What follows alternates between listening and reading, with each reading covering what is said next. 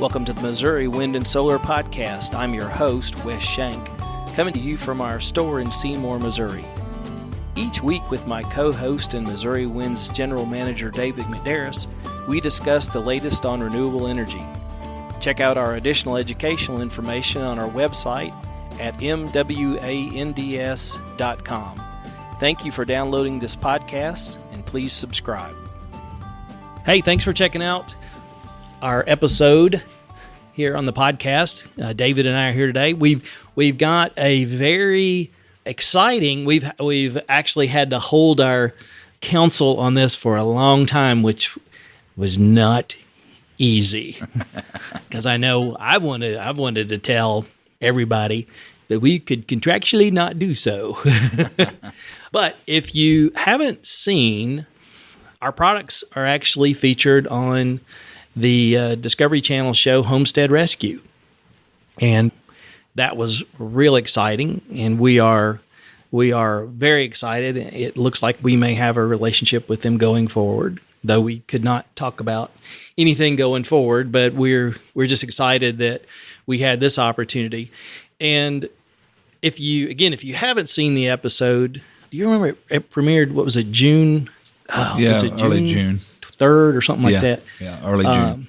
It's a episode called Count Your Blessings, and it's actually Rainy Ranch. So it's Homestead Rescue Rainy Ranch. And this is the star of the show, Marty's. It's actually his place up in Alaska. And so we were approached, it was like a year ago almost, because that's how long, before something gets taken care of, it gets filmed, it gets edited, and it gets put into production, all these things before it actually ends up on your TV. So we were approached again about a year ago with this about getting them one of our wind turbines. And so we were excited to do it. And if you watch the episode, you'll see where, fingers crossed, I think we're going to de facto be on some more episodes because he got started with it. So we haven't seen him actually put it on the pole yet, which is one of the things we're going to talk about today. So yeah, check that out. And fingers crossed, we'll see some more episodes of it. So what we did want to follow up with on this, as we were looking at how the final cut of the show came out and what they're headed to do, was we wanted to talk a little bit today about towers. And one of the things that we are very actively researching and working with, and for a change, I'm actually in the know on this, and and I just go in and bug David from time to time and draw things on his whiteboard and take time out of his day, sort of thing. But one of the things that we have very actively been doing is working with an engineering group on being able to utilize roam towers. And if you're not familiar with what a roam tower is, just go back. I mean, I think most everybody who's probably listened to this podcast is mine or David's age, and it'd be easy enough to remember before there was cable TV, when your dad sent you out to turn the antenna to get the other news station that was available, and you were out a little more, turn it. So the tower that your TV antenna was on, the little tri-leg tower, more than likely that was a roam tower. And so there are varying degrees of roam tower. So that one that you may have had there, that's probably their smallest that they even make. And that is typically is a 25G, and that's very small. And they range up to, I don't know, do you remember looking at it? The highest, I mean, there's some huge ones because they go all the way up to the big cell phone towers that I think is it 65? The 65? I know we were, as we were looking at 105 or something. I mean, it's crazy. But it was crazy big. But what we have experienced and over the years is when people have tried to use Roan towers, they've had a lot of problems, right? Yeah, because they try to use the 25G series. Exactly. And so what we are actively working on is with an engineering company is doing some work on trying to work with the larger towers on being able to develop a good plan to use those in a wind turbine situation. The other thing that I know they had that some of our clients had problems with is the cap on them, right? Yep. And getting their actual 1.5 inch pipe fitting, or not fitting, but pipe to actually be solid in the Roan tower that was a huge deal, because there again in an antenna, it was going through, and there was these two little brackets that went down through, and you took the bolts and you tightened them up, and the antenna just kind of stayed there. And if it moved a little bit, there again, you sent your kid back outside to turn the antenna back a little bit. It wasn't no big deal. That's a big deal when it comes to wind turbines. Well, and I know Sam had said that even some people, not necessarily not thinking, but just not thinking it out well, are actually even attaching the tower to just one leg. Yeah. And you can't do that. Just can't do that. Can't do that. And if you look at a 25G tower, with the leg on those are what, inch, maybe inch and a quarter at the best. And they're not that thick either. Yeah. Probably 1/8 inch. It's about the same as top rail on your chain link fencing. To go look at that, and that's about the leg size they're using. And so, even though it is structurally put together very well, right, because of that, it's still just not. It's not a good thing. And the other thing, and now you correct me here on this. The other thing you've got to do is you've got to make sure on that tri-leg deal is that it's got to be perfectly centered too, or you're going to get vibrations again, right? Yep. Yeah, that's one of the biggest factors is vibration. That's where most people lose energy, and that's where most people come up with. Our turbines are almost silent, but you put this thing in an imbalance on a tower.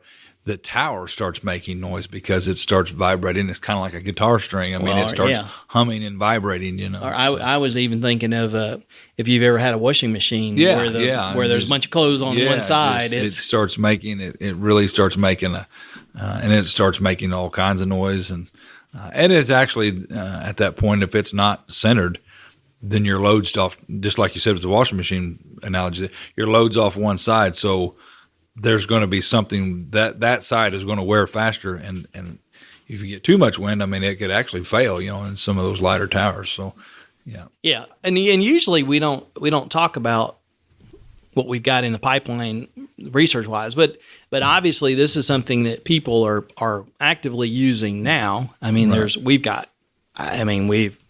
many customer projects that have used Roan towers, right? But what we're wanting to look at is really trying to put something together, possibly with the Roan has a 45G, right? And it's a much beefier tower, and being able to utilize that and the things that we're always looking for, because you've got those same issues even with the single pole tower like we've got here, and that we are very we advocate is you got to be able to take it down, right?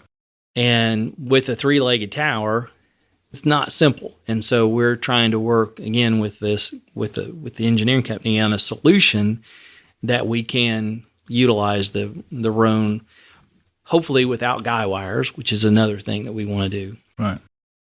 So these are all things that, and we just want to have a discussion with that while you may hear us, seems like we're not fans of Roan, it's not that we're not fans of Roan, it's that there's a lot of challenges that we've got to figure out how to overcome.